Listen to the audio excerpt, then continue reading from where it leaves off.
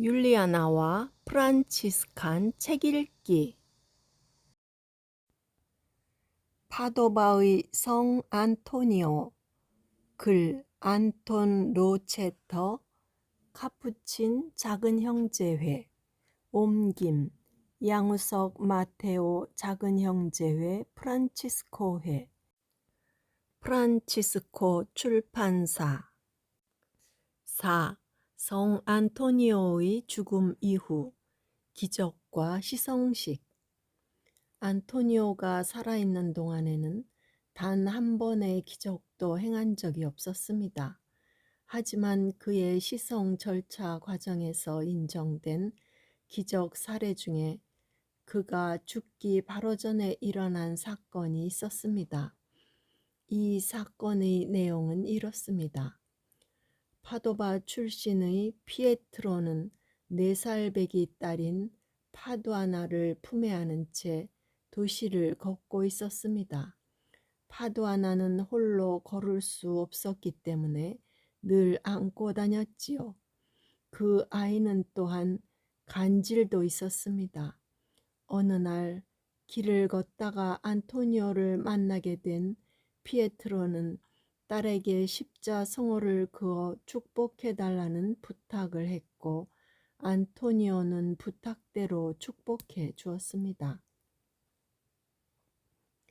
피에트로가 집에 돌아와 안고 있던 파두아나를 내려놓으니 아이가 홀로 섰습니다. 그래서 딸에게 의자를 가져다 주고 몸을 지탱하도록 지팡이를 주었더니 걸음마를 시작하는 것이었습니다. 처음에는 서툴렀지만 차츰 자연스럽게 되었습니다. 파두아나는 이제 지팡이나 도움 없이도 걸을 수 있게 되었습니다. 더욱이 간질 발작도 다시는 일어나지 않았습니다. 누군가는 이 사건이 기적이라기보다는 아버지의 믿음으로 가능하게 된 것이라고 할 수도 있을 것입니다. 아버지의 믿음으로 안고 있던 딸을 바닥에 내려놓음으로써 홀로 서 있기를 시작할 수 있었고 그 뒤로 걸음마를 배우고 간질이 없어지는 일이 일어났기 때문입니다. 그러나 안토니오의 죽음 이후 곧바로 심지어는 아르첼라에서 산타 마리아로의 성대한 행렬 중에서도 기적들이 일어나기 시작했습니다. 안토니오의 장례 이후로 며칠이고 또 몇 주고 사람들은 계속 기적적인 사건들을 들을 수 있었습니다. 격렬한 열정은 치유의 은총이 일어나기 위한 환경을 제공하는 심리적인 토양이라고 할 수 있을 것입니다. 교회는 시성 절차 과정에서 조사한 많은 사건을 공식적인 기적으로 인정하였습니다. 가장 오래된 전기는 쉬운 3번의 기적들을 소개합니다. 절름발이가 걷게 되고 맹인이 보게 되며 벙어리가 말하게 되고 간질이 치유되었습니다. 또 열병이 가라앉았고 죽은 이가 되살아났으며 난파된 이들이 구조되어 살아나는 등의 다른 놀라운 일들도 많이 일어났습니다. 이 모든 사건에 관련된 사람들의 이름과 장소는 기록에 남아 있습니다. 이 기적 사건들을 보면 마치 복음서의 예수님의 행적 안에서 드러난 기적들이 똑같이 일어난 것처럼 보입니다. 이제 안토니오의 시성을 위한 집단적인 움직임이 일어나고 있었습니다. 서로 다른 성격의 그룹도 안토니오의 시성 절차를 서두르고자 경쟁하는 듯 보였습니다. 도시의회와 교구사재단, 대학교, 도미니코 수도회 형제들, 다른 여러 수도회, 시장, 귀족들, 이탈리아 북부 지역 교황 특사 등이 파도바가 온 세상 앞에서 새로운 예루살렘으로 드러나기를 바라면서 안토니오가 빨리 성인들 대열에 들 수 있도록 모든 노력을 아끼지 않았습니다. 파도바에서 파견된 대표단은 이를 교황 그레고리오 9세에게 반복적으로 요청하며 부담을 주기까지 합니다.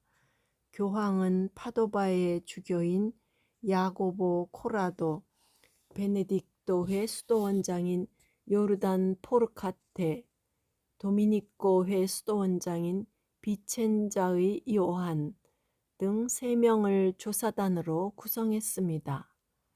그리고 한때 프랑스의 부장송 대주교였고 당시 이탈리아 사비나 지역의 주교인 요한 추기경이 파도바에서 준비된 문서들을 마지막 단계에서 승인하는 역할을 맡았으며 그 다음으로는 추기경단 회의에서 마지막 결정을 하는 것으로 예정되었습니다. 한편 안토니오의 시성 절차 과정이 너무도 신속하게 진행된다는 점에서 여러 추기경의 반대도 일어나게 됩니다. 당시 추기경단은 16명으로 이루어져 있었는데 많은 추기경은 프란치스칸 운동에 대해 어느 정도의 반감을 품고 있었습니다.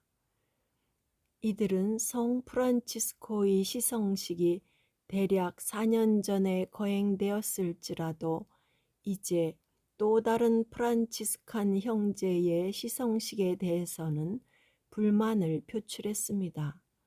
그러나 당시에는 세니 가문의 영향력이 막강했는데 이들이 프란치스칸들을 편애했다는 것은 널리 알려진 사실입니다. 참고로 세니 가문의 인물로 당시 교황 그레고리오 9세와 후대의 교황 알렉산더 4세로 잘 알려진 리날도를 비롯하여 오타비아노와 니콜라 같은 사람들이 있었습니다. 하지만 영향력 있는 가문의 편애를 받았다 할지라도 리날도가 성녀 클라라의 시성 절차 준비를 서두르지 않도록 했던 것을 보면 안토니오의 경우 역시 마찬가지가 아니었을까 하는 생각을 하게 됩니다. 어쨌건 이름이 전해지지 않은 어느 추기경이 꾼 충격적인 꿈으로 인해서 추기경단의 의견이 바뀌게 되는 상황이 일어납니다. 이 꿈을 통해서 안토니오가 직접 자신을 드러낸 것으로 해석되자 시성 절차 과정에서 추기경단의 마지막 결정은 1232년 성령 강림 대축일 전 금요일인 5월 28일에 마무리되었습니다. 안토니오의 시성식에서는 5가지의 특징을 꼽을 수 있었습니다. 먼저 추기경단, 주교단, 사제단, 모든 곳에서 모인 신자들 앞에서 교황이 직접 성대한 연설을 하며 새로운 성인에게 찬사를 전했다는 점입니다. 다음 부제 역할을 하는 추기경이 공식적으로 인정된 기적 사례들을 크게 선포했다는 점인데 가장 오래된 전기에서 나타나는 쉬운 3번의 기적 내용이 모두 이 시성식 중에 언급되었습니다. 3번째로 교황이 직접 공식적인 시성식 기도문을 읽으며 안토니오를 성인으로 공표했다는 점입니다. 교황은 다음과 같은 기도문을 낭독하였습니다. 전능하신 천주 성부와 성자와 성령께 찬미와 영광을 드리고 영광스러운 동정 성모 마리아와 거룩한 사도들인 성 베드로와 성 바오로 그리고 거룩한 로마 가톨릭 교회를 찬미하며 우리는 형제들의 조언에 기초하여 하늘에서는 하느님께로부터 영광스럽게 되었고 지상에서는 우리가 공경하는 거룩한 파도바의 안토니오가 천상 성인들 대열에 오르셨음을 선포합니다. 성인의 축일은 선종하신 날에 기념될 것입니다. 네 번째로 특별한 감사 기도와 청원 기도가 있었는데 성 안토니오에게 전구를 청하는 내용이 들어 있었다는 점입니다. 이 시성식에서는 교황 그레고리오 9세가 존경하는 스승이시며 교회의 빛이신 성 안토니오여 저희의 구원을 위해 빌어주소서라는 기도문을 주도하였습니다. 마지막에는 성 안토니오를 기념하는 성대한 미사가 교황청에서 거행되었습니다. 이제 안토니오는 기적을 일으키는 성인으로 인식되었고 파도바는 전 세계 순례객들이 모이는 영성의 중심지 혹은 새로운 예루살렘으로 여겨지기 시작했습니다. 스피라의 줄리아노는 성 프란치스코에 관한 시적인 작품으로 명성을 얻은 뒤로도 프란치스칸 시니오 작곡자로 역사가로 많은 활동을 한 형제였습니다. 이 형제는 전래 안에서 사용하기 위한 운문 형태의 노래를 작곡하였는데 그 중에서도 유명한 작품인 당신이 기적을 청한다면은 안토니오의 시성 약 3년 뒤에 만들어진 것으로 성 안토니오가 온 세상에 어떠한 영향을 주었는지 느낄 수 있게 합니다. 시적이고 언어학적으로 라틴어가 주는 생생한 느낌을 번역된 언어로 전달하기는 어렵지만 그래도 소개하고 싶습니다. 기적을 청하는 이들이여 보십시오. 죽음과 혼돈, 불행의 시간, 그리고 마귀들과 나병은 달아나고 아픈 이들은 일어나 다시 건강해집니다. 바다는 물러가고 사슬은 떨어져 나갑니다. 젊고 나이든 모든 사람이 잃어버린 사람들, 잃어버린 물건들을 청하고 받고 있습니다. 위험은 지나가고 고통은 끝납니다. 이를 알게 된 사람은 이를 선포해야 합니다. 지금 파도바에서 그러하듯이 우리는 여기서 잃어버린 것을 찾아주는 성인으로서 안토니오의 모습을 처음 발견하게 되는데 20세기에는 성 안토니오의 이 이미지가 가장 지배적이었습니다. 전설적인 이야기들. 안토니오를 기억할 수 있는 많은 성당이나 수도원에 대한 이야기를 듣다 보면 안토니오의 이미지들이 시간이 흐르면서 점점 다양한 모습으로 발전했다는 것을 보게 됩니다. 역사적으로 바라볼 때 이들 중 소수의 이미지만이 정확하다고 할 수 있습니다. 호두나무에서의 안토니오를 묘사한 이야기는 그의 실제 모습과 아주 비슷하다고 할 수 있을 것입니다. 또 파도바에서 평화의 사도로 그려지는 그의 모습은 역사적인 사실과 부합할 것입니다. 비가 억수같이 쏟아지는데도 사람들이 흠뻑 젖은 채 안토니오의 설교를 듣고 있었던 모습을 떠올리면 그가 얼마만큼 사람들에게 평화의 사도로서 영향을 끼쳤는지 알 수 있습니다.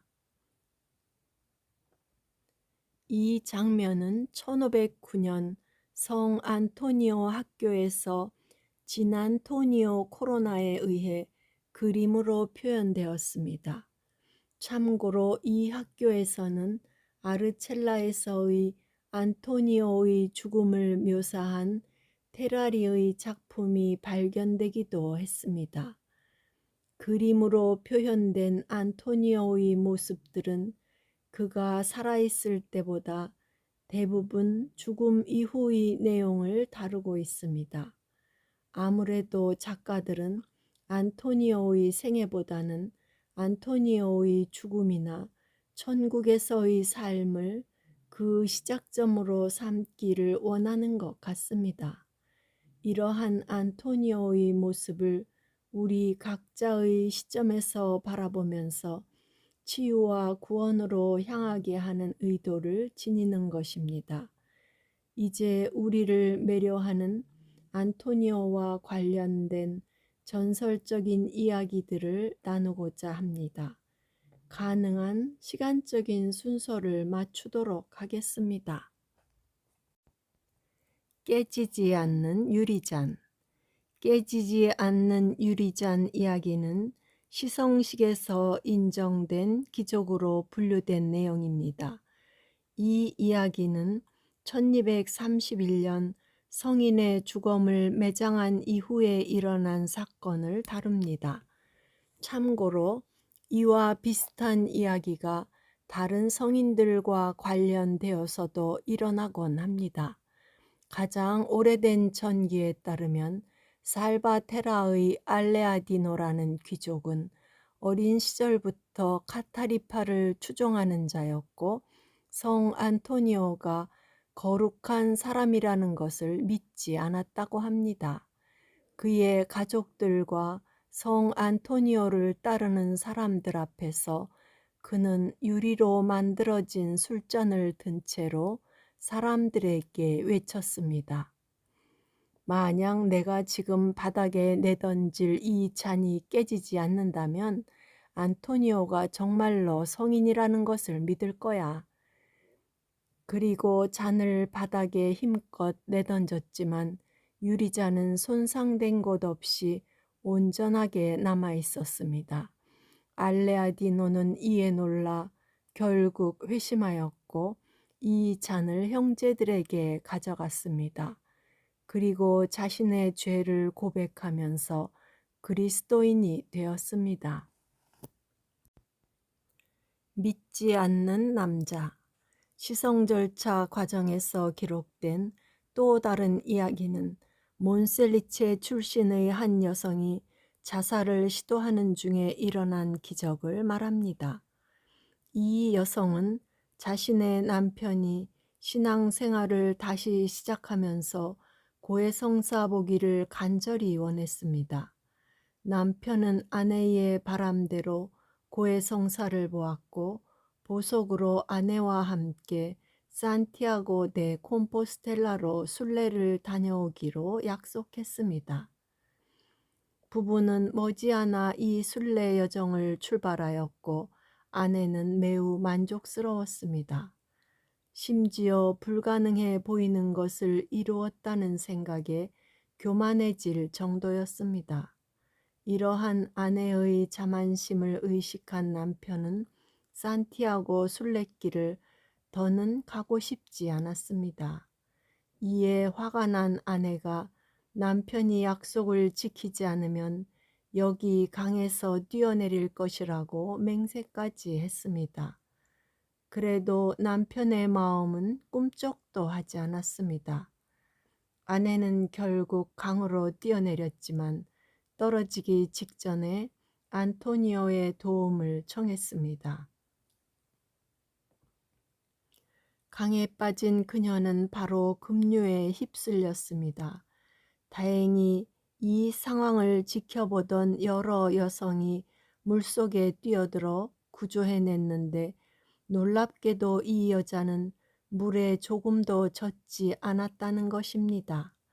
이 기적 이야기를 포함해서 다른 많은 기적 사례 안에 담겨있는 공통점을 찾게 됩니다. 이는 기적들의 내용이 성경의 구체적인 말씀을 실제적인 예로 증언한다는 것입니다.